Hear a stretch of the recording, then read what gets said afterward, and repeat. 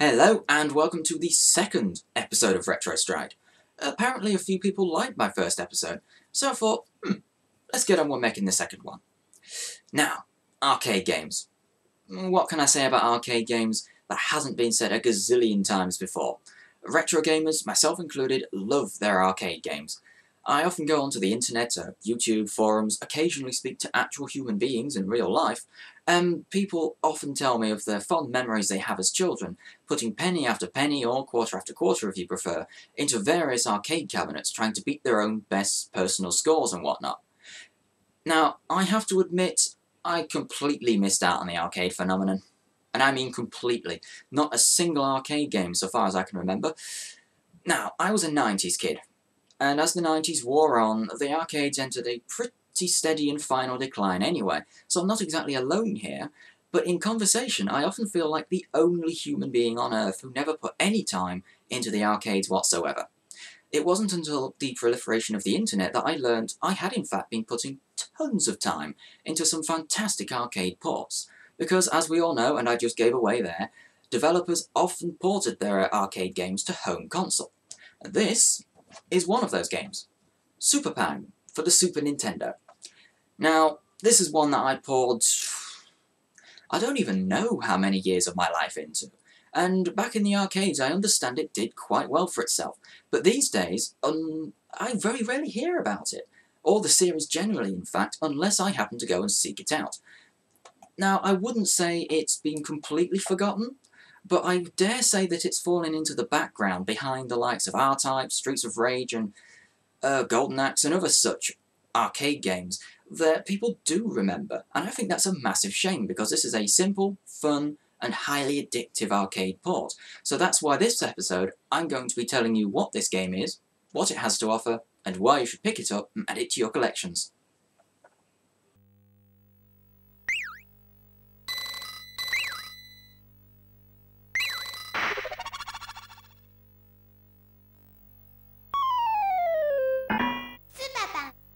For those who aren't familiar with it, Pang, or Buster Bros, was a series of arcade games developed by a Japanese company called Mitchell Corporation, who are responsible for quite a few other arcade games such as Puzzle Loop.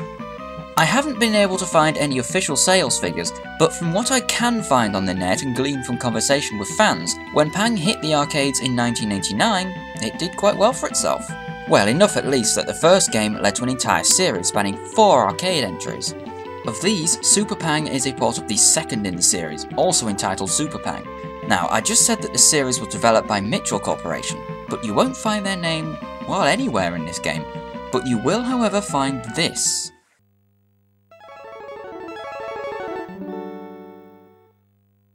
Yep, looks like this port was handled by none other than one of the greatest game developers in all of gaming, Capcom. Right, I'm going to get this out of the way quickly. There is a basic story behind the events of this game. It's only mentioned in the manual, which frankly I lost years ago, but as I recall, it goes basically like this. Hordes of bubbles have overrun the world. Well, some people say they're supposed to be balloons, some spheres, but I've always thought of them as bubbles, thus they will be named as such. Either way, it's your job to obliterate them all. That's all there is to it. A world takeover carried out by hordes of colourful bubbles. That's something only the Japanese could come up with, isn't it, really? The game does nothing to expand on it, and I don't really remember if the manual does. In fact, the game doesn't even mention it. But let's be honest, who really cares? Just roll with it. Upon starting the game, you're presented with 2 modes to choose from, Tour Mode and Panic Mode. Tour Mode is where the main bulk of this game is, in which you tour across the map starting from Mount Fuji in Japan, progressing through 40 different stages of bubble-popping mayhem, through countries like Germany and Spain, all the way to Hawaii.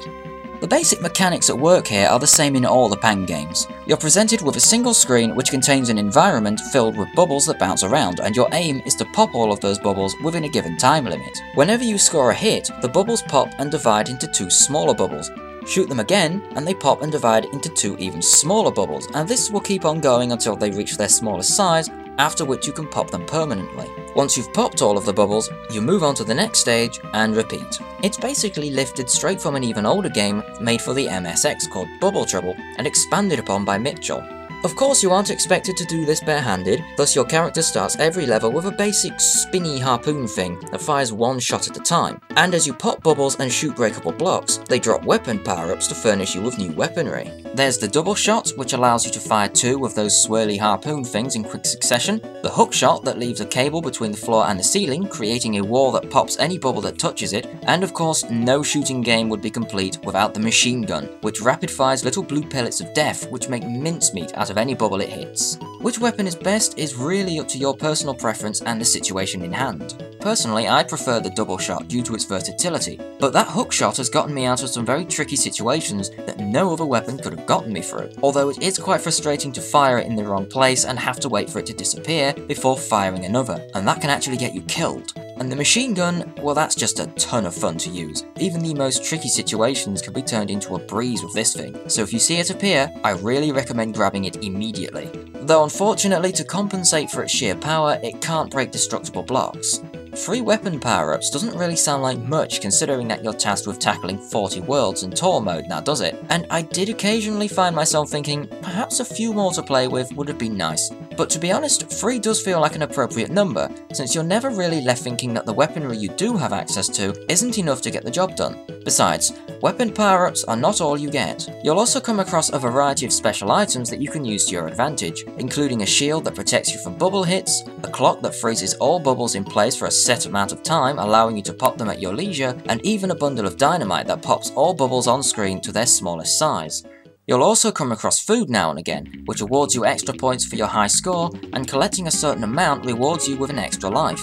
In addition to all these items, in some of the stages you'll encounter various, let's call them monsters, which can both aid and hinder you, from cute little green dinosaurs to exhausted looking suns.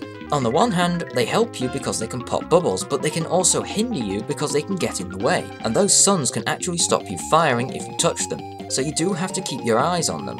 Those are the basic mechanics at work, and it all sounds pretty simple and easy in theory now, doesn't it? Well, in practice, it is pretty simple, and a ton of highly addictive fun as well, I might add.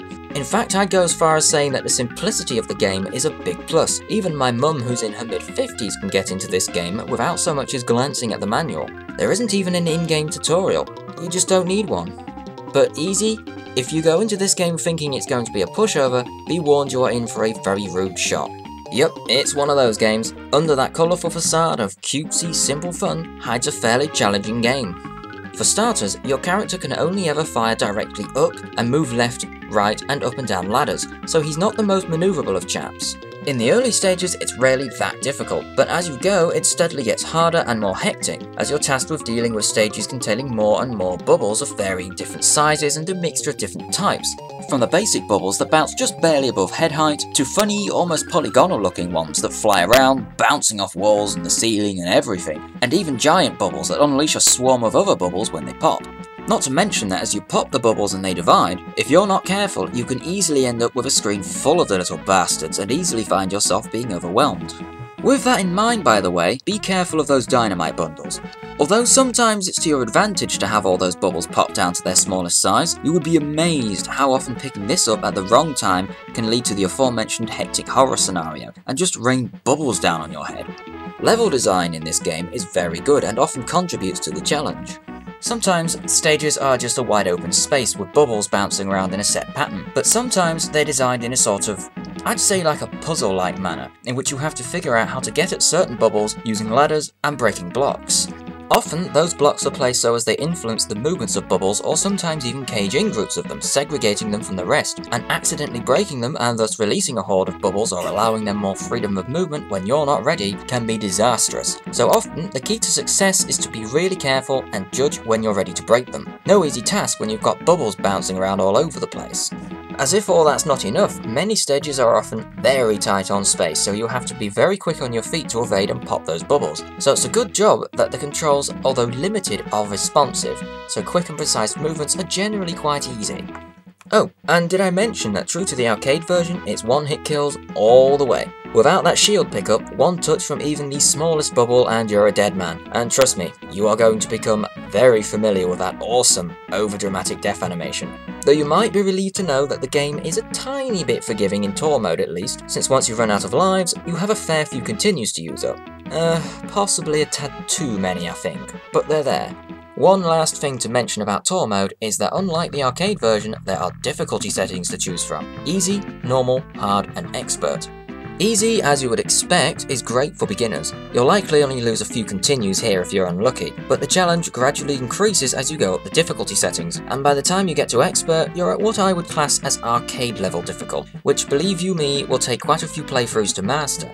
Purists might scoff at the idea of adjustable difficulty, but I think it's great. It makes the game more accessible to people of different skill levels who perhaps don't like the idea of always getting their asses handed to them. And surprisingly, you'll find the level designs are often different depending on which difficulty you're playing. Some are recognisable as being the same or just slightly reshuffled versions of previous difficulties but with faster bubbles in them, while some are just completely redesigned, which makes it worth playing through all of the difficulty levels, greatly increasing the game's replayability. Which is a good thing really, because after you've developed some skill with this game, each playthrough of Tour Mode would only last you around, I'd say 1 hour, possibly just a bit over that. Right, well that's Tour Mode. But I did mention at the beginning that there are 2 modes to choose from, so this brings me swiftly on to Panic Mode. To be honest, compared to Tour Mode, there's not really much to say about it, but despite this, it is an absolute blast, and it could have probably been a game release all of its own. In fact, unlike Tour Mode, it seems to have been left completely unchanged from its arcade equivalent, in which I believe it was actually the main mode. What we have here is Super Pang stripped down to its absolute most basic mechanics. It's basically a survival mode in which, with a twin shot as your only weapon, no power-ups, and only 3 lives, you're plonked into an empty screen, faced with a continuous stream of bubbles, and you have to pop as many of them as you can without running out of lives. As you pop the bubbles, a bar at the bottom of the screen gradually fills up, moving you up a level every time you fill it up completely. As you progress through the levels, bubbles of all varieties come at you in ever-increasing numbers, and begin moving faster and faster and faster, and by level 20, you'll start to appreciate why this is called Panic Mode, as the screen will be absolutely full to breaking point with the little buggers, as you find yourself frantically dodging and popping bubble after bubble after bubble. You do get a little assistance in the form of flashing bubbles that pause time for a couple of seconds when popped, and a special bubble that when popped either stops time for a little while, or clears the screen of bubbles completely depending whether it contains a clock or a star, and making good use of these is essential if you're planning on getting anywhere. But aside from that, it's just you, your twin shot, and a bucket load of bubbles. Like Tour Mode, it's another case of simple on paper, but a tough challenge in practice, and a seriously addictive challenge at that, I might add. On a side note, I really like how in this mode, if you start flooding the screen with far too many bubbles, the music just becomes frantic, as if to give you advanced warning, you're about to die. Also, I can remember this mode being so hard, I never actually beat it as a child. In fact, I only beat it for the first time while playing this review. Maybe it's because I'm more patient as an adult, but as a child, this game definitely kicked the living shit out of me. As you'll have no doubt gathered by now, Super Pang's gameplay offers up a fair challenge, but I should mention now that it never feels unfair. Even if you die 1,000 times, you never feel cheated by cheap kills. Victory always feels just another play away, and you'll find yourself utterly addicted, coming back again and again to have another crack at beating that Tour Mode stage you're stuck on, or just to get one level further in Panic Mode. Being a port of an arcade game, it's not too surprised that you're looking at the typical arcade formula here. It draws you in with simple and addictive gameplay, then it kicks you in the ass and asks you for more money. Except thankfully the Nintendo version doesn't expect you to insert coins. If you've been listening carefully, you may have noticed that I haven't thrown a single complaint at this game yet. Do I have any complaints to throw at it? Yeah, sorry, I'm afraid I do. I have one major complaint against this game. Those of you who have played the arcade version have probably already cottoned on to the fact that throughout this entire review, you've only ever seen one guy on screen. That's not because I don't have any friends, it's because this version has no co-op mode. Yep, that's right, for whatever reason, known only to Capcom, this one is only single player.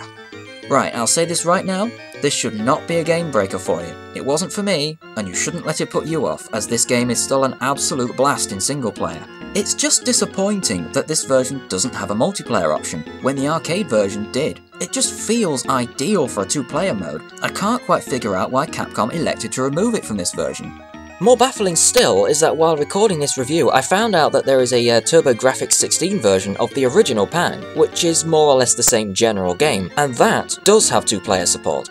Now, the TurboGrafx 16 only has one controller port. You need a multi-tap facility in order to actually use that multiplayer. But the Super Nintendo has 2 controller ports natively. So it does beg the question, why remove it? If the TurboGrafx was fine for it, the Super Nintendo should surely be ideal.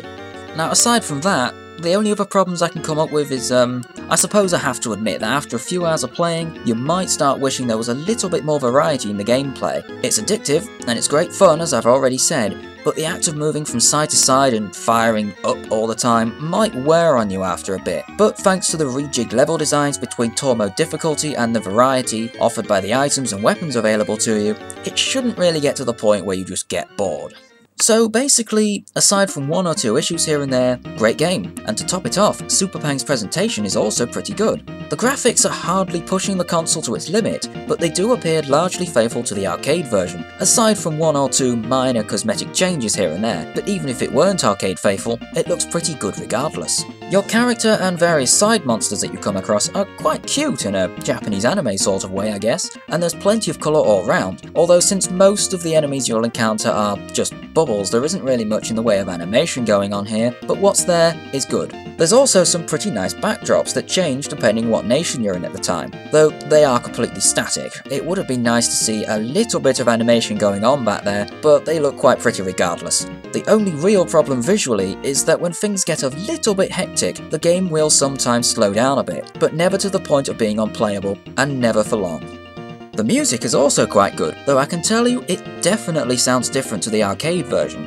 In fact, I dare say it sounds better than the arcade version since Capcom seem to have taken the time to redo the music for this version. Some of the compositions are the same as the arcade versions, just upgraded, and some I think are original compositions, though in all honesty I can't be too sure about this since I'm not too familiar with the arcade version. Though regardless, the music sounds great, ranging from calm and relaxed to fast-paced and frantic, as some of the soundtracks actually remind me of songs I've heard before, but I can't quite put my finger on what they're based on. The sound effects are also quite good, and I think largely faithful to the arcade, and the sound the bubbles make in particular is unbelievably satisfying. It's like popping giant bubble wrap, which is good because you're going to be hearing it an awful lot. So overall, presentation-wise, it's nothing I would call special, but generally quite a good job, which is a perfectly good thing in my book, and rounds this game off quite nicely.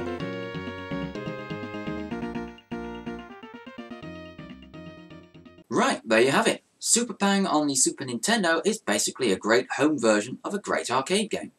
As with the arcade version, Mitchell and Capcom take a simple gameplay idea, that of popping bubbles that multiply as they pop, and in tour mode add extra weapons to use, items to pick up, monsters that run and fly around both helping and hindering, and stage design that means you have to think about how to approach defeating each level, and combine them together to make for a hectic, challenging, and highly addictive gameplay experience.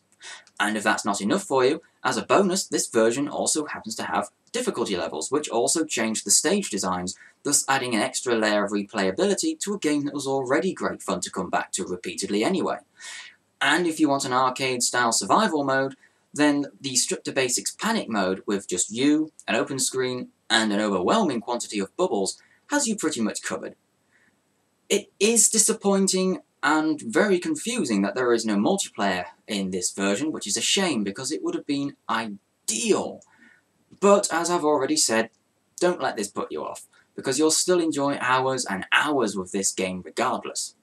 So basically, if you like any of the other Pang games, or you just want a good arcade experience on your Super Nintendo, I really recommend picking up this version of Super Pang. Right, that's all for this episode. If you have any questions, or you want to let me know what you thought of the review, or you have any suggestions for stuff I can cover or review in a future episode, feel free to let me know in the comments below. Right, thanks for watching Retro Strike, and I'll see you next time.